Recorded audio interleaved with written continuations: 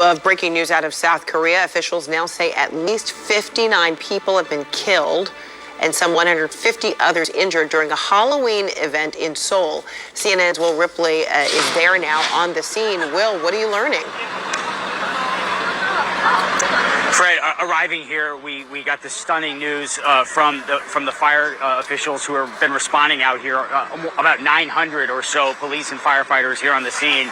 And the news is just about as bad as we could have imagined. I was walking past people in Halloween costumes on the phone, absolutely sobbing, calling their family members to let them know that they're okay.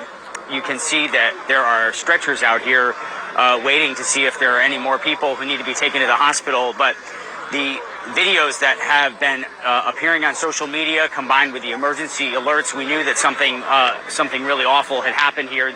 This is, to set the scene for you, Fred, this is the Itaewon. Oh, is it possible to go through here? CNN, just through here. Thank you. This is the Itaewon nightclub district in Seoul. It is iconic for, among other major holidays, Halloween. People fly in from all over the region here in Asia to come here to celebrate Halloween in Itaewon. Come over here, Charlie, if we can. Just let's see. I just want to take you down this row of emergency vehicles here, and you can see this line of stretchers. So all the hotels in this area are sold out, and it's actually at the Hamilton Hotel, which is right here to my left. Excuse me. There was a Halloween party, and apparently some sort of an incident happened. People fell down. It's being described in local media as a stampede, but people essentially were crushed. They fell. Let's get up closer here.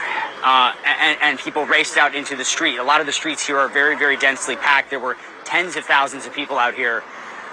And the videos on social media showed people in costume lying on the ground, not moving, suffered cardiac arrest. We now know 59 of those people at least did not make it. And so the videos that we saw, and we were afraid that people might actually be dead on the street there. It turns out they were. Others were taken to area hospitals. They've had to open up extra hospital beds. You have the president of South Korea. He convened an emergency meeting of his disaster management team. They have a disaster management medical team on scene here now. So this is a federal incident. Undoubtedly got to be one of the worst that they've seen here in Seoul in quite some time, although I don't have historical statistics to back that up yet. But just the looks on people's faces out here, looks of disbelief at these scenes of hundreds and hundreds of emergency medical personnel, and earlier just rows of people's bodies on the street. So looks like there's some sort of media area here, Fred. Yeah, go ahead. Yeah, so I'm wondering, so I just want to make sure I understand. So you're saying the party was taking place inside the hotel. Something happened, and then there was a stampede, and it was outside, in which people would just start collapsing?